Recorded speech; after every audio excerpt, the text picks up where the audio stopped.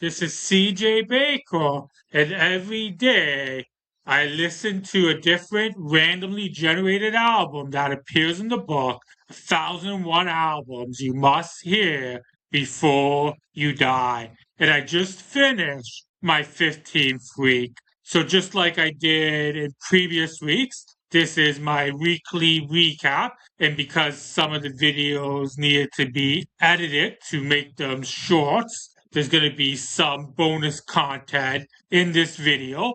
And then afterwards, just like I do every week, I'm going to give my weekly observations. We're going to share my updated rankings, and we're going to answer the question, did the albums I listened to this week belong in the book? So if you want me to keep making content like this, please make sure you like and subscribe and turn on the notifications so you don't miss any future videos. So now we'll get right into it. Please enjoy. Today's randomly generated album is The Band, the 1969 self-titled sophomore album by the band. The band was mostly Canadian. The only American was Levon Helm, and they first got their start being the backing band for Ronnie Hawkins. But then, most notably, they were the backing band for Bob Dylan. This was the time where Bob Dylan plugged in. So during this period, Bob Dylan was still selling out venues, but basically people were buying tickets just to boo. So you can imagine how, as a band of young musicians that are just looking for their break and they're looking just to play music, we can see how being booed, that could be something difficult to grapple with, and it might even hurt the ego a bit. Because the reality is they were brilliant musicians, and them being booed, it had nothing to do with them. It was just folk purists that were upset that Bob Dylan was going in different directions. But yeah, we'll get into the specific album. And this is definitely a showcase of the brilliance of the band. It has really strong bookends. So it opens with Across the Great Divide, Solitude, really strong closer with King Harvest and Surely Come.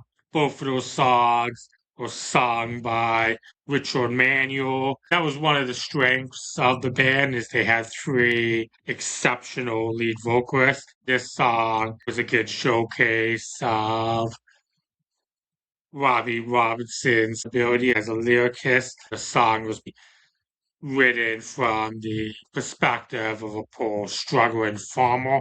So he had a skilled gift of narrative. Concerning that gift of narrative, one of the highlights of the album, the night they drove old Dixie down, Robinson wrote this song from the perspective of a poor white southerner who fought in the Civil War. So because of the ambiguity of the lyrics that don't definitively condone or condemn, the song has gathered much discussion and at times even criticism. But if you take the song from the perspective of someone who was too poor to own slaves, who may have even been drafted, and who have lost loved ones to the war, the song could also be viewed as an anti-war protest song. And even in connection with that, Joan Baez had a hit with the song as well. And considering left-leaning politics, it's safe to say that that's the perspective that Baez was viewing it. Like she was viewing it as an anti-war protest song. And you could see the parallels with the Vietnam War, where it was poor folks that were being drafted and were being asked to sacrifice for the elite. Definitely a powerful song. I forgot to mention The Night They Drove Old Dixie Down was sung by Levon Helm, and Helm also sung a couple of the other highlights on the album, Rag Mama Rag and Up on Cripple Creek. So out of the three vocalists, Helm was my favorite. But I already mentioned Manuel, Rick Danko, exceptional vocalist as well. Out of the songs that he sung lead on, my favorite was The Unfaithful Servant, which is also a gorgeous tune. The album was all pure, no fill, absolute classic, easy 5 stars. Today's randomly generated album is Songs of Leonard Cohen, the debut album of Leonard Cohen released in 1967. I am a fan of Leonard Cohen. Part of what contributed to me becoming a fan is in high school.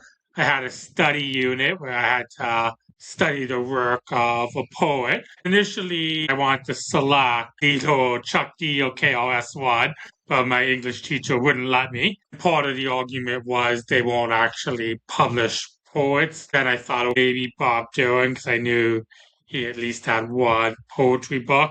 But because he was known as mostly a musician, she said no to Dylan as well. But then she recommended Leonard Cohen. And that's kind of what got me into Leonard Cohen. Like I knew a little bit about him. Like this was around the time of his album, The Future. And there was a couple songs on The Future that got some airplay on the alternative rock station 102.1 The Edge, and there was a couple songs that even got some video rotation on Much Music. So I didn't mind those songs, and I also liked R.E.M's cover of First We Take Manhattan. So yeah, I had some respect for Leonard Cohen. But then after doing this project, I did a bit of a deeper dive. And then one thing the teacher recommended that I do is do a comparative study of Leonard Cohen's Closing Time off the album The Future with T.S. Eliot, The Raceland. So that was kind of fascinating as well. But yeah, that song's not on this album. So we'll get into this album. And then one thing, obviously, if Leonard Cohen, his voice potentially could be divisive. Personally, I love Cohen's voice. It's very distinctive, and I think he's very effective with using his voice to convey the message. But Cohen's greatest gift is the fact that he's a poet. There's a poetic depth to his lyrics that's basically untouched. Like I don't think any songwriter compare on that level. His lyrics conveys a lot of imagery. And then on top of that, especially on this album, it's very rooted in reality, and a lot of the songs are very autobiographical in nature. Like, for example, Suzanne, which is basically a bit of a standard. It's been covered often. It's one of his most well known tunes. It's based on a dancer that he had a platonic relationship with. Or you got the song So Long, Marianne, beautiful song. It's based on someone that he actually had a relationship with. So it's a woman that at one time he lived with the woman and or son. And then other highlights on the album, you got The Stranger Song, which is probably my favorite song of the album, Sisters of Mercy, Hey, That's No Way to Say Goodbye. There's really no weak tracks on the album. If I was going to offer one minor criticism, musically, for the most part, I think it's effective. Like, I think the music does what it's supposed to. It doesn't overshadow the lyrics. It is in service of the lyrics. But mood wise, it does get a little bit one note. Variety could have helped a bit. But that being said, I love the album and I give it 4.5 stars. Today's randomly generated album is D.O.A, the third and final report of Throbbing Gristle, released in 1978. This album is from the influential UK industrial band who were very foundational in the development of industrial music. And they've even influenced artists such as Trent Reznor. You can hear the influence on the music of Nine Inch Nails. The first album I've listened to by Throbbing Gristle was their 1979 album, 20 Jazz Funk Greats, which I listened to as part of a 1979 deep dive. One of the reasons why I chose to listen to the album is I read and heard a lot about the album being an influential album in the development of industrial music, and I even seen it appear on different lists. As far as 20 Jazz Funk Greats go, enjoyed that album at 4.5 stars. It was very interesting, very compelling. So I'm not even sure why I never got around to listening to any other albums by the band. So it actually does surprise me that 20 Jazz Funk Grades does not appear in the book, 1001 Albums You Must Hear Before You Die, but this album does. And I was surprised even before I listened to this album because based on any research I've done, 20 Jazz Funk Grades seems to be widely regarded as the band's definitive work. We will get into this album. This is a divisive album. Out of all the albums I've listened to so far on the random generator, this by far has the lowest average rating so far. This is the only album I've come across that has an average below 2 stars. A lot of people have struggled with this album. I can understand why. It's not an accessible album, but personally, I don't think the low rating is entirely justified. Admittedly, at times I am drawn to music that can be a bit inaccessible and weird, but there's a lot of compelling things going on. They do a lot of interesting things with sampling different sound snippets. There's an interesting use of sound collage. It's hard to pick out any particular tracks because there's not any bangers. But there are songs I find interesting, like Hamburger Lady. It is kind of unsettling, but kind of compelling. My favorite song on the album is AB7A. So overall, I did find it a very interesting, compelling album. It did capture my attention, so 4 stars. If you're someone who wants to listen to a Throbbing Gristle album, I would start with 20 Jazz Funk Greats because it is a bit more accessible. And then if you hate that album, don't even attempt to listen to this one. Today's randomly generated album is Led Zeppelin II by Led Zeppelin, released in 1969. So, of course, Led Zeppelin, you can't even argue this, a very important, influential band for good and for bad. Just about every hard rock metal band has been influenced by them. Personally, I like Led Zeppelin, but I don't necessarily love them, and I think they're almost overrated by default. But we'll get into this specific album. It opens strong with a lot of love. It is a solid tune. So it's partly a cover of Willie Dixon's You Need Love, which was notably performed by Muddy Waters. And at the time, they didn't give Willie Dixon credit. So I guess it's sorted out now. It was 1985. There was a lawsuit about it and it got sorted out. So I'm not going to go on a long diatribe about it. But I do think it's unfortunate that a lot of these blues artists, they didn't always get the credit that they deserve, and many of them were exploited. And despite many of these artists being extremely influential, a lot of them, they basically died poor. So I think that's a little bit unfortunate that they didn't get the credit that they deserve. But I digress. We'll get back into this album. There is some other strong songs on the album, like my favorite song on the album, Heartbreaker. That song's an absolute banger. Ramble On, absolute banger. There's a couple of songs on the album I'm a bit on the fence about. Thank You, it's kind of pretty, but it's a bit schmaltzy for my taste. Moby Dick, I guess it's kind of an impressive showcase for John Bonham's drumming, but I do think it's a little bit excessive and monotonous. And it's probably my least favorite track on the album because I do find it a bit tedious to listen to. I could see it being a good song in a live setting, but in this context, it's not something that I personally gravitate towards. And it's one issue I have a little bit with Led Zeppelin. Sometimes I do find the music to be a bit extravagant and a bit over the top, just for my personal taste. But overall, it is a strong album. There's some really strong tunes. So yeah, I give it 4 stars. Today's randomly generated album is Let's Stay Together by Al Green, released in 1972.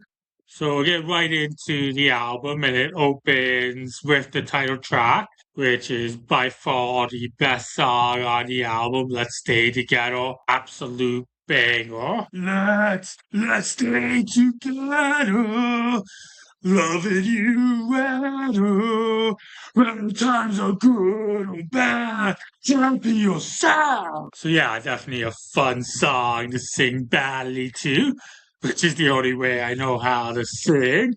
As far as the rest of the album goes, it's perfectly fine. Like Al Green definitely has impeccable vocals. One thing I will say is sound wise, it's a little bit too smooth for my personal taste. And I mentioned that in previous videos when it comes to like soul and R&B music. I generally prefer it with a bit more grit and a bit more wildness to it. One song I'm not particularly a big fan of is his cover of the Bee Gees, How Can You Mend a Broken Heart? So it's just a little bit too, I guess, smaltzy for my personal taste. I'm not really a huge Bee Gees fan. Like I do like a couple of songs from their like 60s period. Like I do like the song New York Mining Disaster, 1941, and I Started a Joke. Not particularly a fan of the disco stuff, even though I'll begrudgingly admit that Staying Alive is kind of catchy. But we're not talking about the Bee Gees, we're talking about Al Green. So yeah, it's mostly a one-song album, but there's no other than the one song, there's nothing on it that I particularly dislike. So it's fine. It's an enjoyable enough listening experience. I'll give it 3.5 stars. Don't have too much more to say about it. And I love Little Simz' lyrical flow. I also like the mix of the personal and political. Her candidness definitely stood out on the album.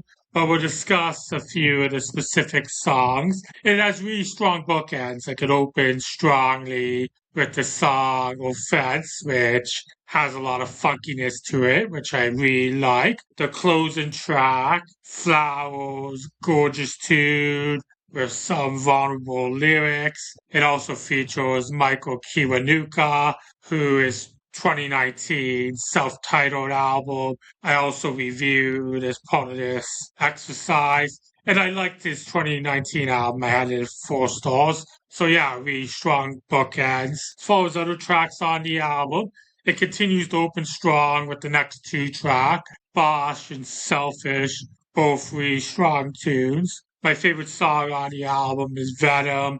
That goes really hard. And it's a perfect example of that mix of the political and the personal. So I mentioned how some of it's like very candid. This song's a very candid song that even addresses issues of mental health, but it also talks about issues of misogyny. And then on other tracks, it addresses social issues such as systemic racism. So yeah, it's definitely some really good socially conscious lyrics. And I would say there was no tracks that I consider to be weak tracks. So yeah, definitely a strong album.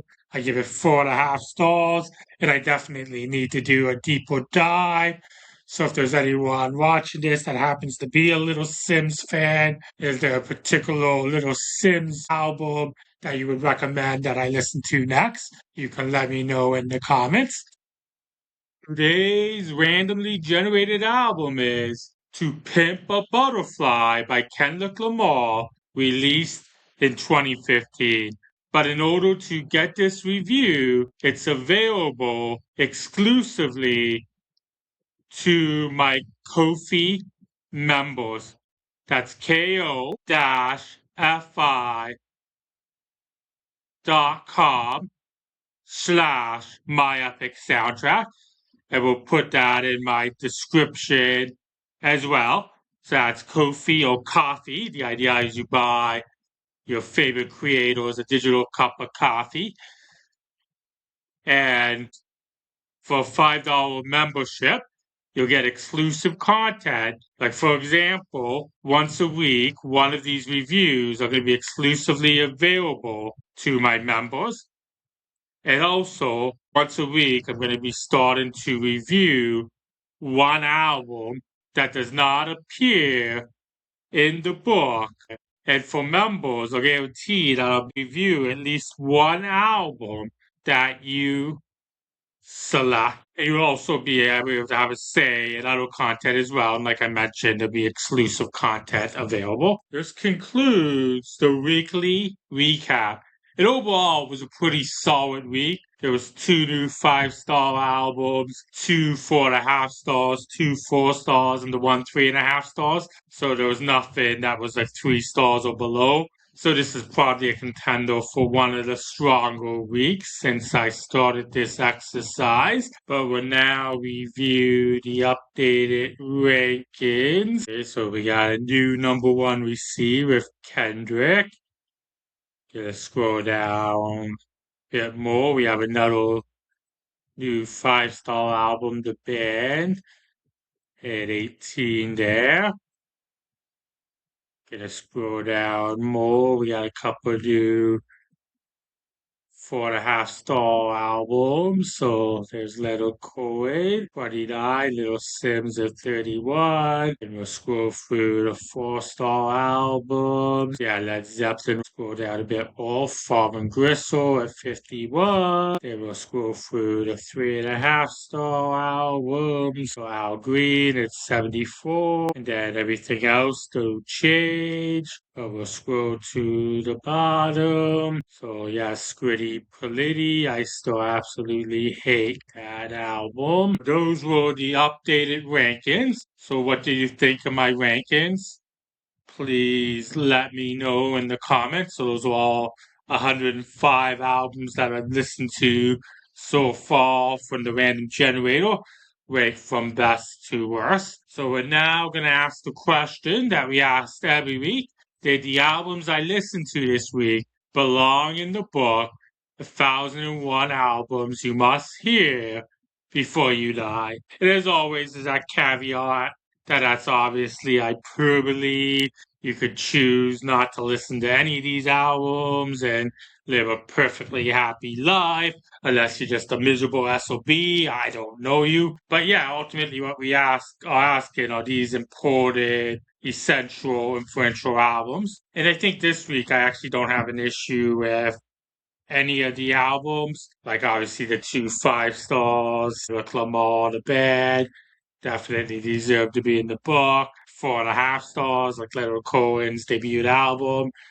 Definitely an important album. The little Simz album, it is a bit duo, and sometimes I don't know how to rank duo albums, but don't have a big issue there. And then the two 4-star albums. From Gristle album, I don't have a huge issue because they are a very important foundational band in the development of industrial music. The only thing I would say is if they were only going to have one album in the book, which they did, I think they might have picked the wrong one album. They should have had 20 jazz funk greats instead, which I think is generally widely regarded as kind of their essential album. But yeah, other than that, no huge issues. And then the 3.5 star album was Al Green, obviously a very important artist in the history of like soul and R&B music. Not 100% sure if this is considered his most important essential album, but don't have a big issue. You can let me know about what you thought of my reviews this week. Did you think I'm an idiot? Feel free to do so in the comments, but please do so respectfully. And if you want me to keep making content like this, please like and subscribe and hit the notifications so you don't miss any future videos. And also, if you want to keep track of my daily reviews, I also have a playlist that curates all the reviews as well. So you can feel free to check that out. Also, feel free to check out the website, Ongoing History of Protest Songs.